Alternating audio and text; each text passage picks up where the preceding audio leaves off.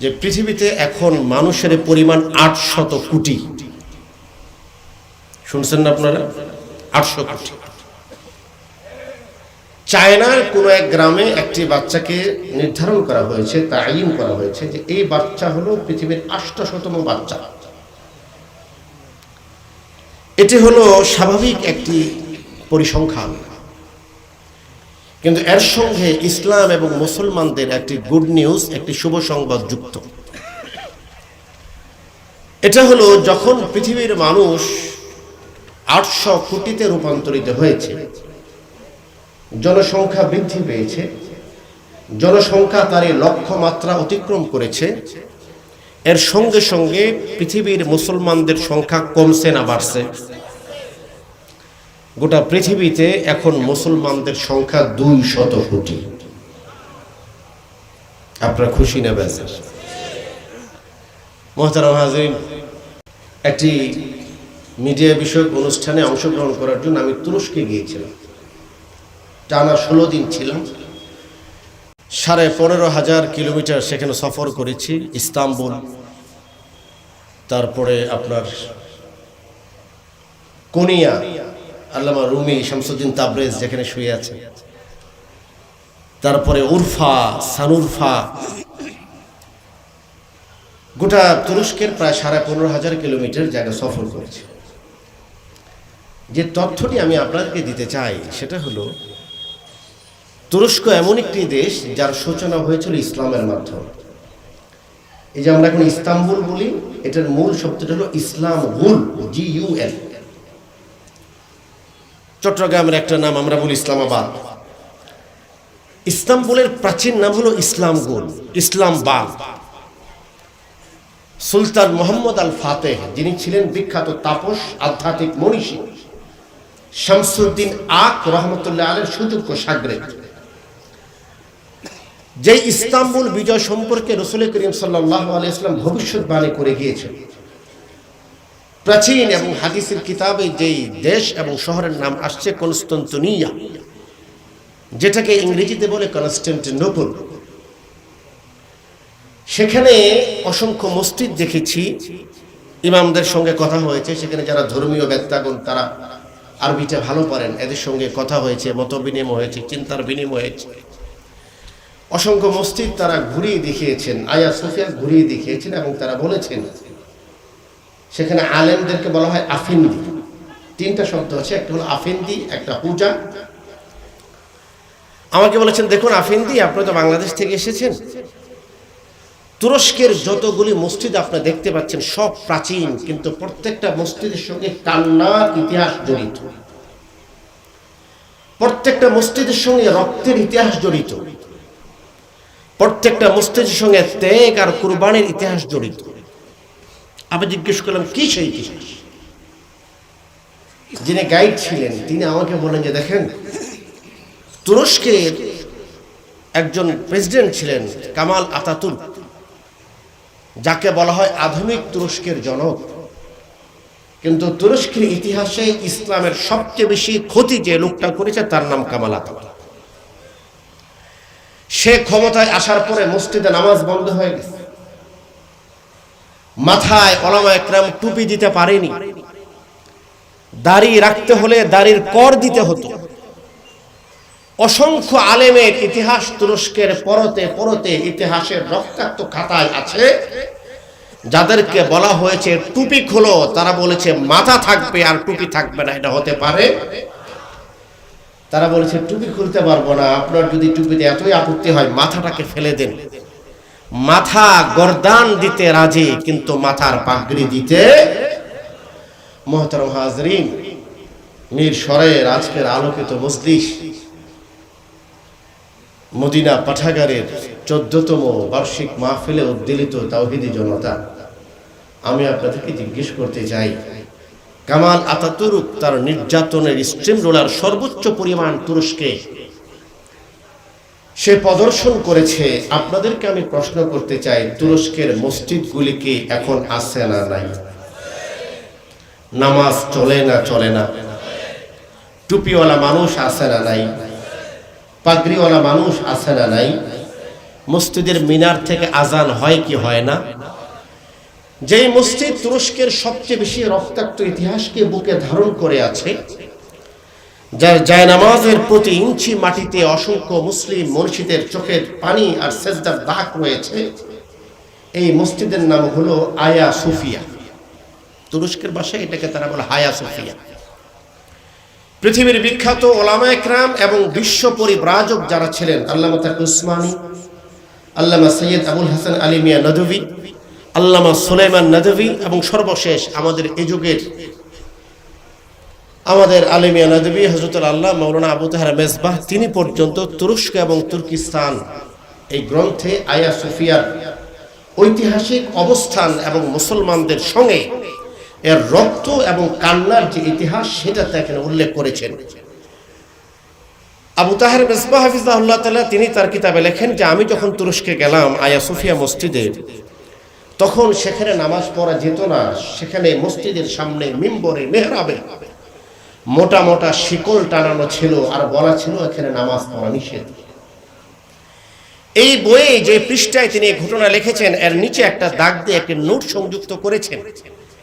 তিনি বলেছেন, আমি তুরস্কের সফর শেষে যখন বাংলাদেশে চলে এসেছি, এর কিছুদিন পরে গণমাধ্যমে সংবাদ দেখতে পেয়েছি যে সেই আয়া সোফিয়া মসজিদে তুরস্কের বর্তমান প্রেসিডেন্ট রজব তাইয়িপ এরদোগান পৃথিবীর 20 কোটি মুসলমানের স্বাক্ষর সম্বলিত শ্বেতপত্র প্রকাশ করেছেন এবং বলেছেন পৃথিবীর 20 কোটি মুসলমান একসঙ্গে আয়া সোফিয়া নামাজ পড়তে চায়, আর তাদের প্রতিনিধি হিসেবে তুরস্কের ইস্তাম্বুলের 20 লক্ষ যুবক তারা আজকে প্রস্তুত তার নামাজ পড়ার জন্য। আমি রজব তাইয়িপ এরদোগান 20 লক্ষ মুসলিম যুবকের প্রতিনিধি হয়ে আয়া সোফিয়ার মসজিদ থেকে সব ধরনের শেকল আর তালাকে সরিয়ে দিলাম। এখন থেকে পৃথিবী যতদিন থাকবে ততদিন আয়া সোফিয়ার নামাজ হবে, নামাজ কেউ বন্ধ করতে পারবে না। মুহতারাম হাজরিন, আমি আপনাদেরকে জিজ্ঞেস করতে চাই, পৃথিবীর কোন শক্তি অথবা অপশক্তি আল্লাহর ঘর মসজিদ বন্ধ করতে পারে? নামাজ বন্ধ করতে পারে? আজান বন্ধ করতে পারে? টুপি মাথা থেকে নামাতে পারে? পাগড়ি মাথা থেকে নামাতে পারে? মুহতারাম হাজরিন, পৃথিবীর নানা প্রান্তে বসে যারা এখনো পর্যন্ত ইসলাম আর মুসলমানদের বিরুদ্ধে ষড়যন্ত্র করছে, যারা এখনো পর্যন্ত দিবা ঘুম আর দিবা স্বপ্নে বিভোর, যারা মনে করছে পৃথিবী থেকে একদিন মুসলমান আর ইসলাম হারিয়ে যাবে, আমি আজকের আপনাদেরকে আজমপুরের মানুষের আমি জিজ্ঞেস করতে চাই, ইসলাম থাকবে না চলে যাবে? পৃথিবীর অসংখ্য ব্যক্তিরা ইসলামের বিরুদ্ধে ষড়যন্ত্র আর চক্রান্ত করেছে। সবচেয়ে বেশি যেই ধর্মের বিরুদ্ধে ষড়যন্ত্র হয়েছে এটার নাম হলো ইসলাম, ঠিক না? ঠিক। সবচেয়ে বেশি যে জাতির বিরুদ্ধে বিষোদাগার করা হয়েছে, চক্রান্ত করা হয়েছে, এটার নাম হলো মুসলমান, ঠিক না? ঠিক। সবচেয়ে বেশি যে আসমানি গ্রন্থের বিরুদ্ধে চক্রান্ত করা হয়েছে এবং এখনো চলছে, এটার নাম আল কোরআন। আমি জিজ্ঞেস করতে চাই, আজমপুরের বন্ধুরা আমার, সকল ষড়যন্ত্রের পরেও ইসলাম আছে না নাই? কোরআন আছে না নাই? মুসলমান আছে না নাই? তুরস্কের লম্বা ঘটনা বলে যে কথাটি আমি আপনাদের হৃদয়ে, যেই চেতনার অঙ্কুর আপনাদের হৃদয়ে স্থাপন করতে চাই, যেই প্রেরণার চারাগাছ আপনাদের হৃদয়ে আমানত রেখে চাই, সেটা হলো পৃথিবীর মাশরিক থেকে মাগরিব, শিমাল থেকে জুনুব, উত্তর থেকে দক্ষিণ, পূর্ব থেকে পশ্চিম পর্যন্ত অতীত এবং ভবিষ্যৎ সমস্ত ইতিহাসকে যদি আপনি সামনে রাখেন, আপনার কাছে এই কথা সুস্পষ্টভাবে প্রতীয়মান হবে, ইসলামের বিরুদ্ধে যত ষড়যন্ত্র হয়েছে, আল্লাহর জমিনে ইসলাম তত বেশি শক্তিশালী হয়েছে। আলেম ওলামাদের বিরুদ্ধে যত ষড়যন্ত্র হয়েছে, আল্লাহর জমিনে আলেম ওলামাদের অবস্থান তত শক্তিশালী হয়েছে। কোরআনের বিরুদ্ধে যত ষড়যন্ত্র চক্রান্ত হয়েছে, আল্লাহর জমিনে কোরআনের বিধান আর কোরআনের প্রতি মানুষের ভালোবাসা, কোরআনের প্রতি মানুষের প্রেম তত বেশি শক্তিশালী হয়েছে। মুহতারাম হাজরিন, ইসলামের বিরুদ্ধে যারা কলম চালায়, কলম লেখে, কলম ধরে, তাদেরকে বলতে চাই, একবার তুরস্কে ঘুরে আসুন। সব ধরনের ষড়যন্ত্রের পরেও তুরস্কের কোনো মসজিদ তারা বন্ধ করতে রাখতে পারে নাই, মসজিদে তালা দিতে পারে নাই, মসজিদে আজান বন্ধ করতে পারে নাই, মসজিদে নামাজ বন্ধ করতে পারে নাই। মাথা থেকে টুপি নামাতে চেয়েছিল, মুসলমানরা বলেছে টুপি নামাতে চাও, টুপি নামবে না। পাগড়ি সরাতে চাও, পাগড়ি সরবে না। কোরআন ঘর থেকে ছিনিয়ে নিতে চাও, কোরআন যাবে না। যতক্ষণ পর্যন্ত মুসলমানরা বেঁচে থাকবে, ইসলামের বিরুদ্ধে, কোরআনের বিরুদ্ধে, আলেমদের বিরুদ্ধে গোটা পৃথিবীতে কোনো ষড়যন্ত্র কাজ হয় নাই, সামনেও কোনো ষড়যন্ত্র কাজ হবে না।